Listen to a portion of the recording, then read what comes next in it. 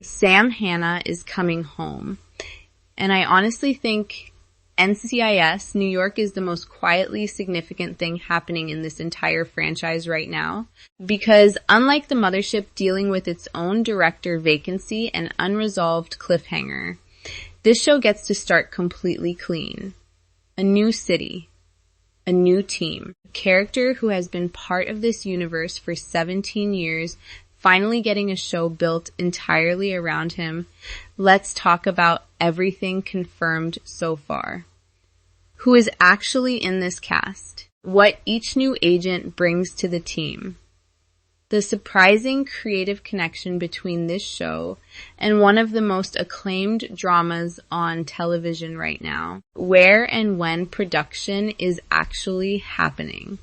And why the 2 backdoor pilot episodes earlier this year matter more than most fans realized when they first aired.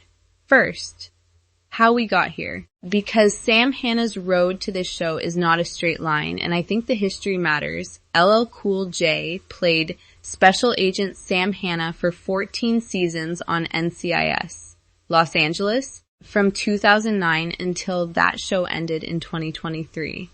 And when NCIS LA was canceled, he did not disappear from the franchise. He joined NCIS Hawaii in its 3rd season as a recurring guest star, still playing Hanna, keeping a thread of that character alive, while the door to something bigger stayed open. And in late 2025, CBS Studios began pitching him something specific. A New York City-based spin-off built entirely around Sam Hanna coming home. And here's the detail I think most fans have missed. At LL Cool J's own suggestion, CBS brought in R. Scott Gemmell to write the pilot. Gemmell previously served as showrunner and executive producer of NCIS Los Angeles, so he already knew this character intimately, and he wrote the NCIS New York pilot script during a Christmas break in production on The Pitt. Yes, that Pitt. The show that just picked up 25 Emmy nominations this year.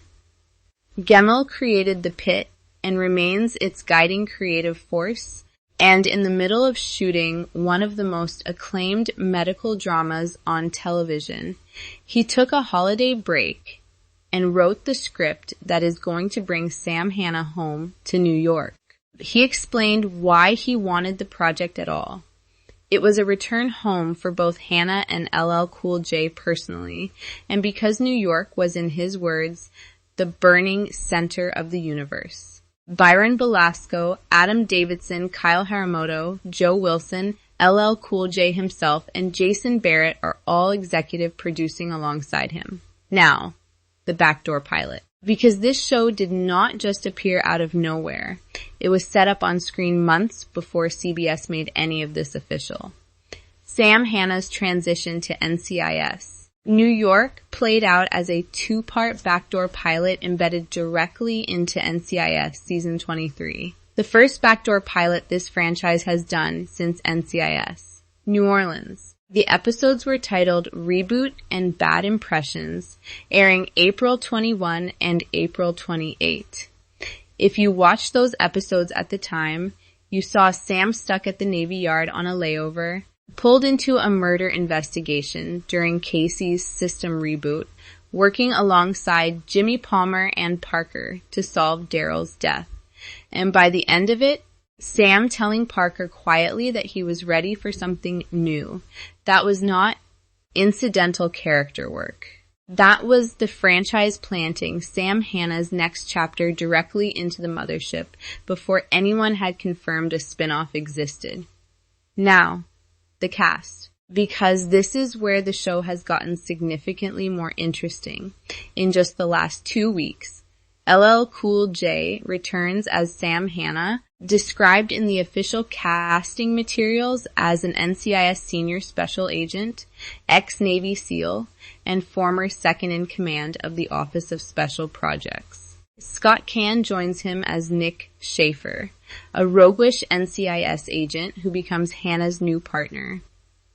And I want to note something interesting here. Khan actually crossed paths with LL Cool J once before in a crossover episode during his 10 seasons on Hawaii 5-0. But Nick Schaefer is a completely new character, not a continuation of that role. Then, on July 7th, CBS added 4 series regulars, and this is the news that genuinely reshaped what this show is going to look like.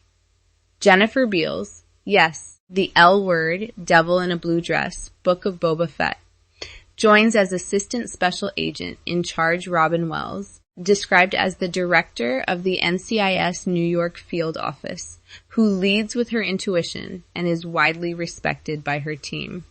She is Sam and Nick's boss. A Golden Globe nominee stepping into the position of authority over this entire unit is a genuinely strong signal about how seriously CBS is investing in this show's ensemble. Jacqueline Byers, known from Salvation and AMC's Dark Winds, plays Special Agent Addison Addie Ross.